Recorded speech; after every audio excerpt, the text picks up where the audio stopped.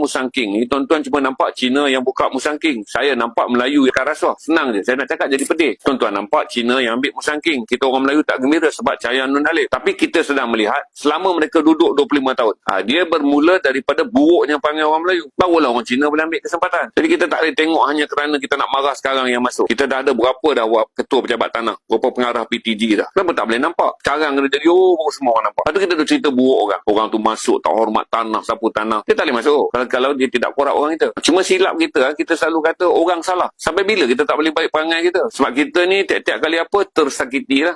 Tersakiti orang tu buat, orang ni buat kita. Orang ni tak hormat kita. Tapi saya nak tanya, 25 tahun ke 40 tahun tu berapa banyak ada pengarah PTG, berapa banyak ada pegawai daerah. Tuan-tuan pun boleh tahulah. Orang kita ada dekat situ. Saya jual rumah saya lah tu. Saya ambil cerita sebab saya wartawan. Nasib baiklah saya dapat cepat. Saya jual rumah saya di Kuala Lumpur ni. Punyalah susah. Itulah inilah sebab saya tak bagi berduit pelincir. Saya bagi tahulah saya senior Vice President. Esok boleh selesai. 7 bulan saya punya ejen nak pergi selesai ni macam-macam. Saya tahulah nak duit. Saya kata antara dua je. Tak bagi kat saya ataupun saya bagi tahu terus kepada SPRM. Esok saya dapat. Selesai rumah saya jual rumah lumayan. 7 bulan, itulah inilah. Maka saya bagi tahu dekat tuan-tuan, kalau tuan-tuan nak belajar Musangking, belajarlah tentang buruk orang kita. Sebab orang hanya boleh merajalela apabila kita membuka pintunya. Siapa yang membuka pintunya sama dengan sejarah Perang Melaka dulu. Khianat tak dapat jawatan, buka pintu. Sama dengan perang musuh berbisik 1827. Anak raja tak dapat kutip cukai, panggil Raja Digo, buka pintu, bunuh habis raja-raja Melayu kerana berebut tanah tak dapat cukai. Dia ulang sama aja. Sikitul dengan cerita Sikitul. 1827 Kedah ni tak ada masalah, boleh menang perang. Hanya kerana cukai tak benar dikutip oleh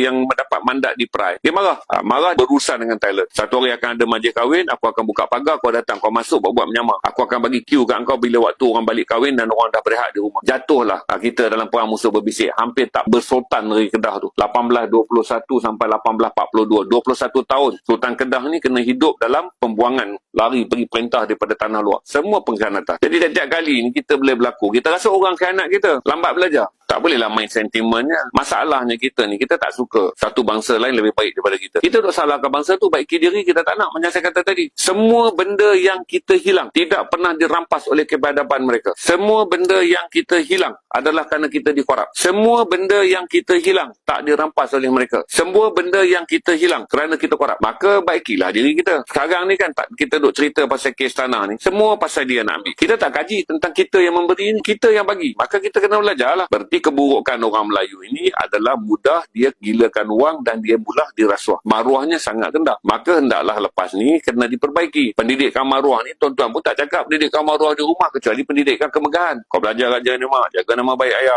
Kau belajar bagi bawa kereta. Sebab tu tuan-tuan lebih gila Honda Ketam biar mampu hutang sampai 9 tahun. Janji di kampung nampak bawa Honda Ketam. Balik rumah Ketam pun tak mampu makan. Jadi ambillah pengajaran untuk kita. Tak ada siapa rampas tanah kita. Kita yang memberikannya. Secara rasuah, secara khianat, secara tamak. Berapa nak marah-marahkan orang? Orang tu jen Yahudi ke apa kan. Kita jen apa? Kalau Dajjal itu datang menawarkan kepada kamu harta benda. Dajjal datang. Ni dalam buku ni kan. Dajjal datang. Kata Syekh Abdul Hasan An-Nadwi. Tidaklah Dajjal itu datang kecuali ketika orang Islam ni telah disemai pada kegilaan harta. Tu belum Dajjal lagi. Dajjal mata satu. Yang sekarang mata sepit. 1000 hektar tanah kita bagi sebab tarikan duit. Belum datang mata satu. Kalau mata satu saya tak tahu lah. Sebab tu saya bagi tahu dekat tuan-tuan. Kenapa saya stream dengan tuan-tuan dan saya sangat straightforward. Kerana benda-benda ni kita takut nak cakap. Kita ni, kita hidup dengan sifat adalah salah siapa. Jadi bila salah siapa ni, sampai bila kita takkan tanya salah kita kat mana. Jadi jenuh lah. Duk type sana, type sini, type kita je betul.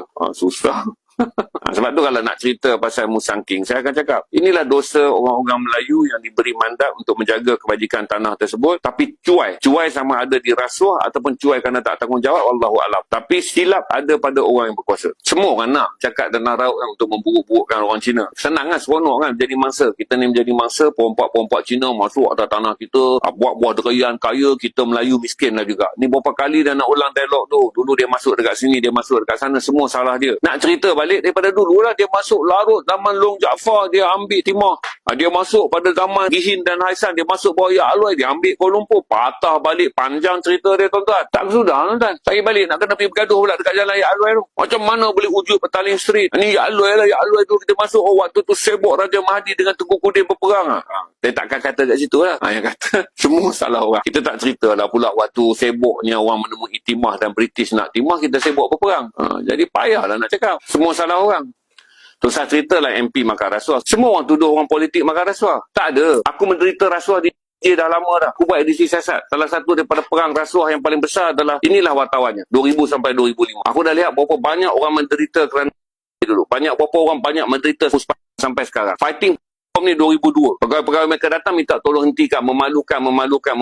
Siapa duduk dekat ahli parlimen? Siapa yang duduk dekat pos ahli politik? Tak ada. Siapa yang luluskan jalan raya tak ada kuisi? Yang menyebabkan kemudian jalan raya itu rosak setelah belanja ke wang negara banyak? Ahli parlimen? Tak. Semua adalah penjawat awam. Dia solusi. Sebab tu dalam Islam ni, fikrah dia datang dulu. Saya kena buat orang fikir. Tuan-tuan kena fikir. Sedarlah. Kau jangan makan rasuah. Kau jaga kaum keluarga kau. Ajar anak kita bahawa rasuah ni susah. Sebab kita ni sebenarnya masalah kita adalah rasuah. Itu saja. Bukan masalah datang type C, type M. Besok datang lagi type Inggeris tu dulu 400 tahun duduk kat kita.